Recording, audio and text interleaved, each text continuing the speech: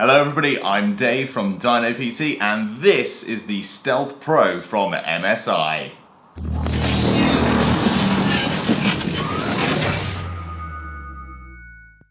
It's a pretty beastly laptop that's featured in this Dragon Fever package where you can see us unboxing it and showing you exactly what comes in the package. So before we start on the review, I want to disclose that all of the opinions are my own. I have reviewed this product in an unbiased way, so your mileage may possibly vary. You may get different results with the MSI bundle, but for me, this was the experience that I had testing it and using it for a few days. In this machine, we have a 17.3 IPS 1080p Full HD display and a GTX 970M with 6 GB of GDDR5 RAM. That's the same as the desktop 980 Ti. We're also running a mobile Intel i7-6700 running at about 2.6 GHz, which will boost to about 2.9 GHz, so you'll get all of that Intel power goodness. 16 GB of DDR4 RAM, as well as a 256 GB NVMe M.2 SSD. You also get a 1 TB SATA 7200 RPM hard drive that you're going to be able to use for all these files and games that are just too big to put on that SSD.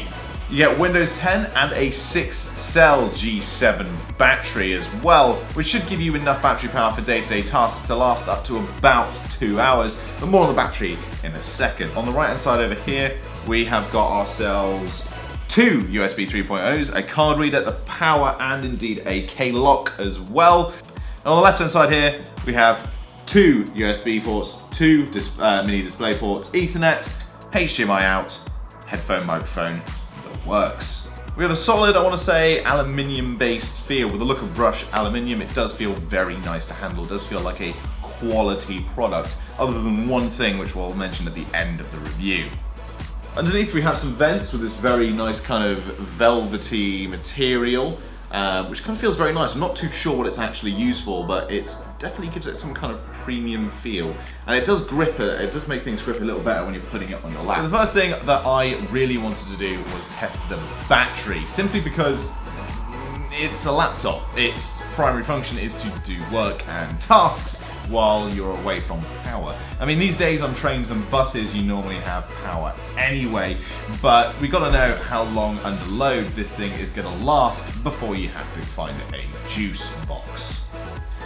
I wanted to go for a worst case scenario, so we ran Heaven Benchmark on high settings, full screen at 1080p, and at 10-minute intervals I stopped and checked the battery life and started the test again. So after 10 minutes of this test, we went from 100% to 70%, 20 minutes we were down to 47%, 30 minutes we were down to 25%, and at 40 minutes we hit 10%, by which point it suggested that I should probably not be using this on battery anymore, and for God's sake, find power! So this means on battery alone, you should be getting about 40 minutes of heavy game time, which actually isn't too bad considering it's only a 6-cell battery.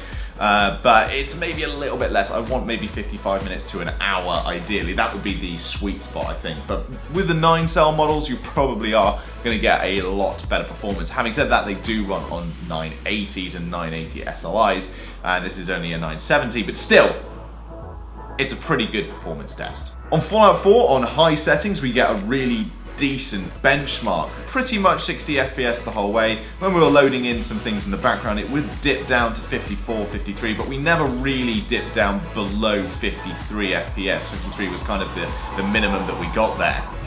Metal Gear High on 1080p really does use that GPL well. No frame drops at all. Even with all the smoke and crazy stuff that goes on in the first half hour, we've got a very stable frame rate, 59, 60 FPS the entire time, which is fantastic. I obviously use vertical sync for all of these games. There's no real need on a monitor that can only run at 60 Hz to worry about any frame rate that's higher than that. Although I would say that on things like CSGO and Team Fortress 2, you are probably going to get those really decent frame rates that you're looking for in those games. So, my favourite test, Heaven Benchmark. We ran Heaven Benchmark a few times just to get a kind of average score out. And for all those at home who don't know what Heaven Benchmark is, it's an artificial graphics test that you use on computers to test their GPU, CPU performance, and then give you an overall score with an average, maximum, and minimum frames per second at the end. Obviously, the higher on everything, the better. So, the best thing about Heaven Benchmark is that we get a temperature reading. For laptops, this is crucial because you don't want it to boil your lap or all of the lovely components that are found inside your laptop, do you? The temperature is a bit hot. We're running at 83 to 85 degrees C, which is good, but not the best performance. And if you were sitting down with the laptop on your leg, for example, we actually got up to 90 degrees Celsius, at which point the computer started getting properly very hot indeed.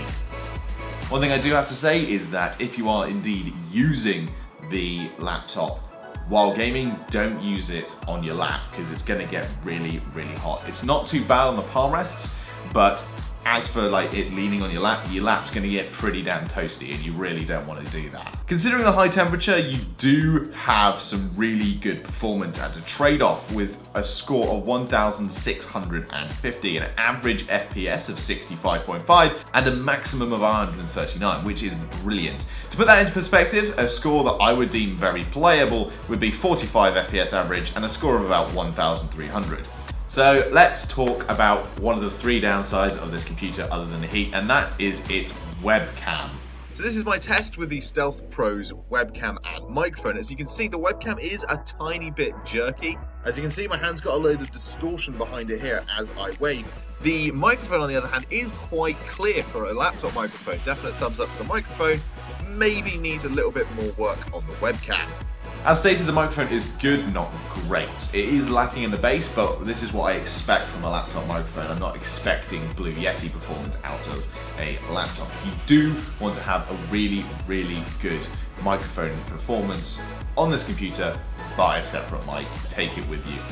Now for the mouse, I should point out that I hate most mice. I am very particular when it comes to my mice, as anybody around the office will tell you.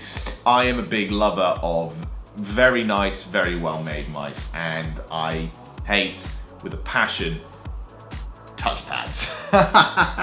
So I feel like I'm a little bit biased on this test, but I have to say it is acceptable for me, which must mean it's probably good for most other people. For day-to-day tasks, when you're not using an actual mouse, I found it to be very easy. Obviously, for doing things like editing and playing games, you're going to want a full-blown gaming mouse. But for this, I say it's good. It's a good position, it's a really good size. You don't tend to do that thing that I see most people doing with trackpads, which you struggle to press the right mouse key, which is a really big problem on bigger mouse pads. It's just the right size for my hands, and while I do have big hands, I've asked the other people around the office, and they think it's very good too. The absolute crowning glory of this laptop is its keyboard. A bad keyboard can make you feel frustrated and irritated. This particular keyboard is fabulous. It's made by SteelSeries, and I want to take it out of the laptop and put it on my desktop. It is that good. The space between keys is the perfect amount of space for you to do really quick and swift typing, while also get a great gaming performance in WASD as well. It also looks really cool if you care about that. You've got yourself RGB color, full RGB color, with the ability to switch and change the animations to make it do whatever you want. I didn't do it for this particular laptop because I didn't really have time to kind of play around with it, but the software comes fully installed already on the laptop when you buy it, which is double thumbs up. Well done, MSI and SteelSeries. The speakers on the laptop are probably the best speakers I've ever seen on a laptop, actually. They're made by Dyna Audio, and they might be lacking in bass slightly, but that's what you can always expect from laptop speakers. I have my own little tiny real-world imaginative test that I use for speakers, which is, if I was back at university and I had several people partying in my room, would I be happy to blast out my speakers and not attach some externals to it? And if that is the correct answer, then yes, they will do that, then they get a double thumbs up. And in this case, definitely a double thumbs up. It's lacking a little bit in the bass, but you'd expect that from speakers on a laptop, and I genuinely think that they are some of the best speakers I've ever seen on a portable device. Bloatware. We all hate bloatware. You get your brand new PC, I'm ready to go, let's do some stuff.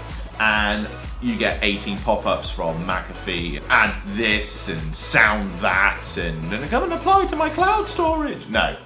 You only get Norton Internet Security with this thing as a sign-up option, and apart from that, the only stuff that's included on the laptop is MSI's brilliant suite of tools that you can use for future use. For example, you get the color correction tool, which I would recommend using straight away and just putting it straight on gaming. It's in the bottom right hand corner, you can see it, and you'll click on it and it'll say, do you want gaming mode, this mode, and this mode? Pick gaming mode. It's perfect for what I found, like everything. It makes everything crystal clear. You also get what's called the Dragon Gaming Center. I'd really recommend becoming familiar with this. It allows you to change your power options so you can go for performance or battery life.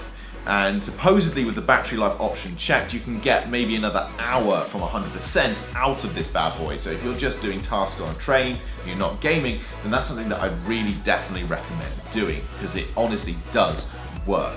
Having said that, if you're going for super ultra gaming mode, there is a button which you can click which will allow you to do that, and you'll be able to get the best performance out of your machine, no problem whatsoever. So overall, we do have a very well-rounded gaming laptop. I actually really wish that I could keep it. Unfortunately, I've got to send it back.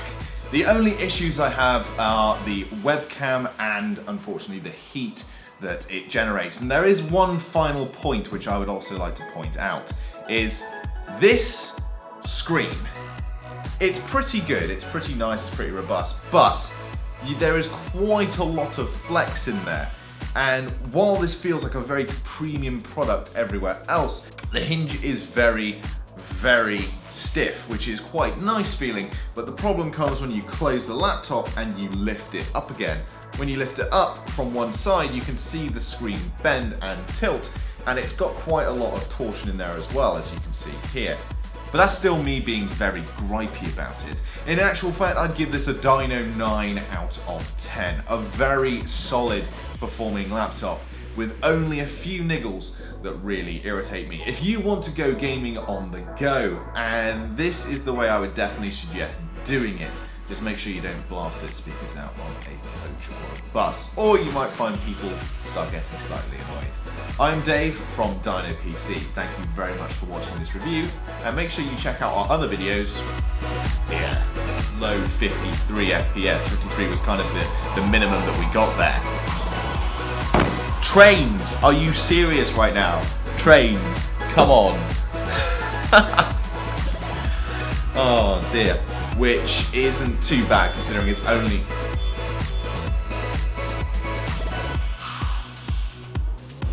Cheers! Thank you, big beepy horn. I'm sure that's going to appear great. Probably just... Oh my god. These trucks are going to be... This is what happens when you run the business out of a warehouse next to a train station, warehouse main road, and you've got people fixing London taxis right next to you. We need to soundproof everything. Oh dear.